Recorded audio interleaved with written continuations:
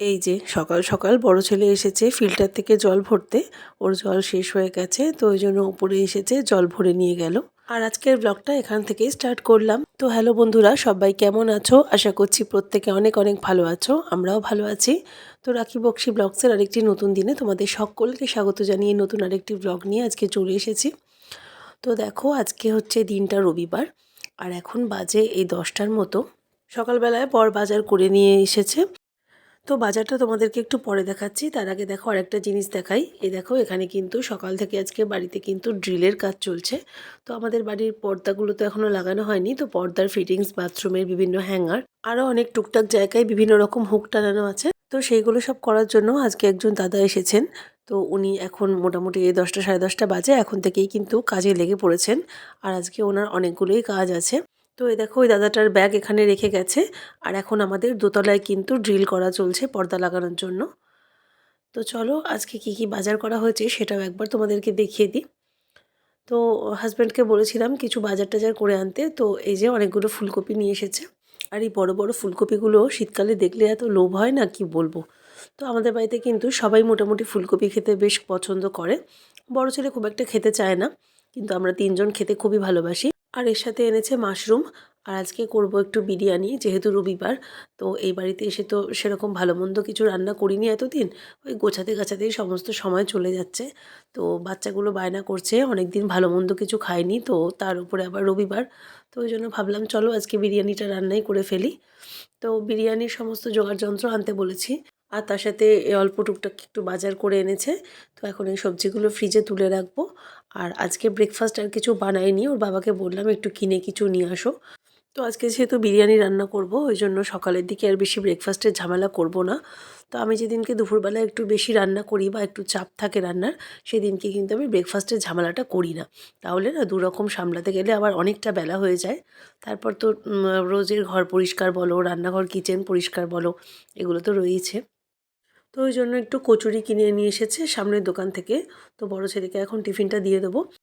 আর মাশরুমগুলোকে এখন ভালো করে জলে ভিজিয়ে দেবো। অন্যান্য দিন মাশরুমগুলো বেশ ফ্রেশ নিয়ে আসে, তো আজকে মাশরুমটা দেখছি খুব একটা ফ্রেশ নয়। তো ওই জন্য একটুখানি ভালো করে জলে ভিজিয়ে তারপরে একটু ভালো করে বয়েল করে নিয়ে তারপরেই রান্নাটা করব। তো চলো এখন ঝটপট সবজিগুলো ফ্রিজে তুলে দিই, আর বড় ছেলেকেও টিফিনটা দিয়ে দিই। তো এখন বাজে মোটামুটি তোমার এই 10:30 11টার মতো। আর আজকে না ওই ছাদের দিকে একদম সকাল থেকে যাওয়া হয়নি, কাচাকুচিও কিছু করিনি। আর এখন চলো তোমাদেরকে সৌম্যর ঘরটায় গিয়ে দেখাই যে ওরা দুই ভাই কি করছে। তো এই দেখো, সকাল সকাল দাদাকে টেনে এনে লুডো খেলতে বসিয়ে দিয়েছে। তো ওই ফ্ল্যাটে যখন থাকতাম ও তো দাদাকে পেতোই না বলতে গেলে। আমার বড় ছেলে তো ওই পাশে ফ্ল্যাটটায় পড়তো। তো এখন এক বাড়িতে থেকেও সারাক্ষণই দাদার পিছনে পড়ে আছে, দাদাকে আর ছাড়তেই চাইছে না। এমনিতে এত বয়সের ডিফারেন্স হলেও কিন্তু ওদের দুই ভাইয়ের মধ্যে খুবই মিল ভালোবাসা। হাসো একটু বেবি, হাসো, হাসবি তো। দেখো দেখো দেখো বন্ধুরা, দেখো এই দুই ভাইতে মিলে এখন লুডো খেলা শুরু করেছে সকালবেলা। চাল পারে রে, তো ছয় পড়েছে। চল আর প্যান্টি করব, চলো এবার দাদা পড়তে যাবে। আর এই যে এখন বড় ছেলের ব্রেকফাস্টটাও বেড়ে নিয়েছি। ও এটা নিয়ে নিচে চলে যাবে, তারপরে খেয়ে নেবে আর একটু পড়াশুনোও করে নেবে।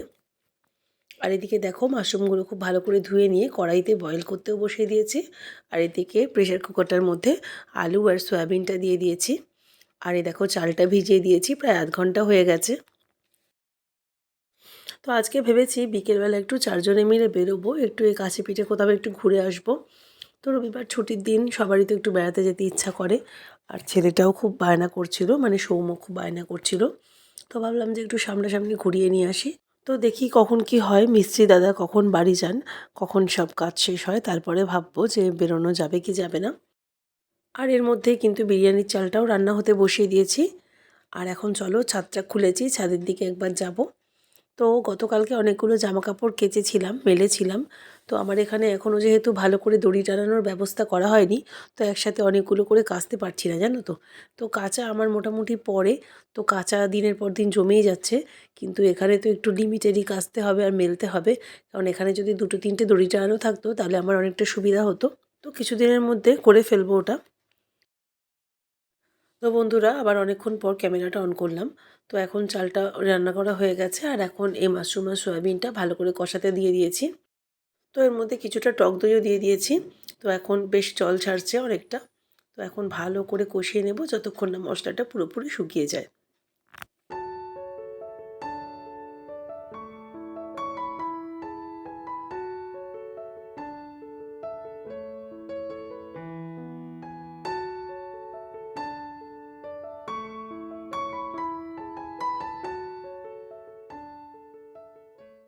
আর দেখো এখানে ভাতটা নামিয়ে দিয়েছি, আর আলুটাকে সিদ্ধ করে আলাদা করে দিয়েছি। এর মধ্যে একটু গোলাপ জল কেওড়া জল মিশিয়ে একটু ঢাকা চাপা দিয়ে রেখে দেবো, তাহলে না আলুতে ফ্লেভারটা ভালো আসবে।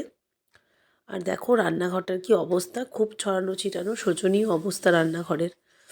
তো কিছু রান্না করতে গেলে তাড়াহুড়ো করে এরকমই রান্নাঘরের অবস্থা হয় সবার, তাই না? তো আগে রান্নাটা করে নিই ভালো করে মন দিয়ে, তারপর নয় ভালো করে রান্নাঘর ধুয়ে মুছে সাফ করে নেব। আর এই দেখো আমার বিরিয়ানির ফাইনাল লুক। এখন কিন্তু দমে বসিয়ে দিয়েছি। আর বিশ্বাস করো বন্ধুরা, এই পেঁয়াজ রসুন ছাড়া ভেজ বিরিয়ানিটা যে এত টেস্টি হয় না, আমার নিজের রান্না আমি নিজেই প্রশংসা করছি। শুধু আমি বলি না, আমার বাড়িতে কিন্তু সবাই খেতে ভালোবাসে। আমার বর, ছেলেরা, এমনকি বাপের বাড়িতে ভাই, ভাইয়ের বউ, বাবা মা, ওরাও খুব খেতে ভালোবাসে। পেঁয়াজ রসুন ছাড়া যে এত সুন্দর বিরিয়ানি হয়, এভাবে না বানিয়ে খেলে তোমরা বিশ্বাসই করবে না। আর এখন রান্নাবান্না কমপ্লিট করে চলে এসেছি দোতলায়। কাজের দিদি চলে আসবে এক্ষুনি। তো তার আগে বিছনাটা ভালো করে গুছিয়ে পরিষ্কার করে নেব। আর আমার এই ঘরে দুটো জানলায় মাত্র এতক্ষণে ড্রিল করা হয়েছে। তো নিচে এসে দেখছি মিস্ত্রি দাদা বোধহয় বাইরে গেছেন লাঞ্চ করতে। তো ভালো করে ঝাড়লাম না আর বিছনাটা, কেননা আবার ড্রিল করবে, ঘরদোর আবার নোংরা হবে। তো বিকেলবেলা কি সন্ধ্যাবেলার দিকে আমাকে ভালো করে বিছনা, তারপরে ঘরের মেঝে সমস্তই ঝাঁট দিতে হবে। তো মোটামুটি একটু ঝেড়ে পরিষ্কার করে নিলাম। আর আমাদের ফলস সিলিংয়ের এই হলুদ আলুগুলো কয়েকটা কেটে গেছিলো হঠাৎ করে। তো ওই লাইটের ওই দাদাকে ফোন করেছিলাম, উনি আবার এসে লাইটগুলো চেঞ্জ করে দিয়ে গেল। তো বন্ধুরা এখন বাজে 2:40। সৌমুকে স্নান করালাম এইমাত্র। আর রান্না তো তোমাদেরকে সকালে দেখিয়েছিলাম। আর এখন ওকে খেতে দেবো, তারপরে আমি স্নান করতে যাব। আর এখনও দুপুরবেলা পুরো মিস্ত্রির কাজ রয়েছে। মিস্ত্রি আসবে, কাজ করবে। আজকে কাজ কখন শেষ হবে জানি না। তো দেখি, আজকে ভেবেছিলাম বিকালে একটু বেরোবো সবাই মিলে, কিন্তু মনে হচ্ছে আর হবে না, দেখা যাক। তো জানলাগুলোর পর্দা লাগাতে হবে, তার জন্য ড্রিল করা হচ্ছে, সেই কাজই আজকে হচ্ছে। তো অনেকগুলো ঘর, অনেকগুলো পর্দা, তার জন্য আজকে প্রায় বিকেল হয়ে যাবে। তো উনি গেছেন একটু বোধহয় লাঞ্চ করতে, আবার চলে আসবে। তো দেখি কখন কি হয়, চলো। তো দেখো বন্ধুরা, এখন আমার মুনকা খাচ্ছে, এই যে মুনকা। কেমন হয়েছে বিরিয়ানিটা বলে দাও তো। ভালো ভালো হয়েছে? দাদা বৌদির টেস্টের বিরিয়ানি। দাদা বৌদির টেস্টের বিরিয়ানি, বাপ রে বাপ। আমার এখনও স্নান হয়নি। ওই যে বলেছিলাম ড্রিল মিস্ত্রি ড্রিল করতে এসছে, তো উনি এসে গেছেন। আর আমার হাজব্যান্ড ওনার সাথে আছে নিচে। তো সৌম্যর যতক্ষণ না খাওয়া হয় ততক্ষণ আমি নিচে নামতে পারবো না। তো চলো ওর খাওয়াটা হয়ে যাক, তারপরে আমি স্নান করবো। গুড ইভিনিং বন্ধুরা, এখন বাজে সন্ধ্যে 6টা। আর দেখো আমাদের বেডরুমে কিন্তু সমস্ত পর্দাগুলো লাগানো হয়ে গেছে। এগুলো সব অনলাইনেই কিনেছে আমার বর। তো প্রথমটা দেখে আমার খুব একটা পছন্দ হচ্ছিল না পর্দাগুলো, কিন্তু লাগানোর পর দেখছি খুবই সুন্দর লাগছে, তাই না বলো? তোমাদের কেমন লাগছে আমাদের ঘরের ইন্টেরিয়ার ডেকোরেশন, তোমরা কিন্তু অবশ্যই কমেন্ট করে জানিও। তো পর্দাগুলো বেশ মোটামুটি অনেকটাই কম দামে পেয়েছি, কিন্তু কোয়ালিটি কিন্তু খুব ভালো, জানো তো। তো অনেকটাই কম দামে পেয়েছি। তো যাই হোক, চলো এবার 3তলাটা দেখাবো।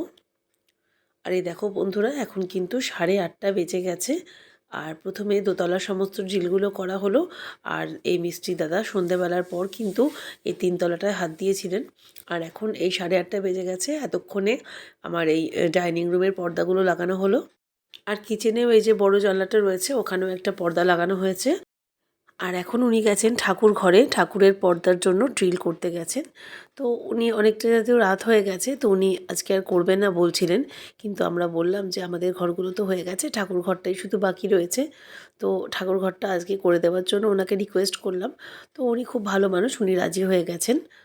আর চলো, আমাদের এই ডাইনিং রুমটা কেমন লাগছে অবশ্যই তোমরা কিন্তু কমেন্ট করে জানাবে। আর দরজাগুলো এখনও পর্দা লাগাতে পারিনি, কেননা দরজার একটা পর্দাও এখনও কেনা হয়নি। শুধুমাত্র আমার বর এই জানলার পর্দাগুলোই কিনে রেখে দিয়েছে। এরপর আবার দেখে শুনে সমস্ত দরজার পর্দাগুলো অর্ডার করব, তবে একই রকম সেম পাবো না কি জানি না। তো চলো দেখা যাক কি করা যায়। তো যেমনটা তোমরা দেখতে পেলে এখন কিন্তু 8:30 বেজে গেছে, কিন্তু এখনও আমাদের সম্পূর্ণ কাজ কমপ্লিট হয়নি। তো ওই জন্য আমরা কোথাও বেরোতেও পারিনি। তো যাই হোক, আজকে কাজ হতে হতে মনে হচ্ছে আরও আধ ঘন্টা লেগে যাবে, 9টা বেজে যাবে। তো চলো, এখন তো রাত হয়েই গেল, আর এরপর ডিনারের ব্যবস্থা করব, রুটি তরকারি কিছু করব। তো আজকের ব্লগটা আমি এখানেই শেষ করে দিচ্ছি। আবার ফিরবো নতুন ব্লগ নিয়ে। সবাই খুব ভালো থেকো।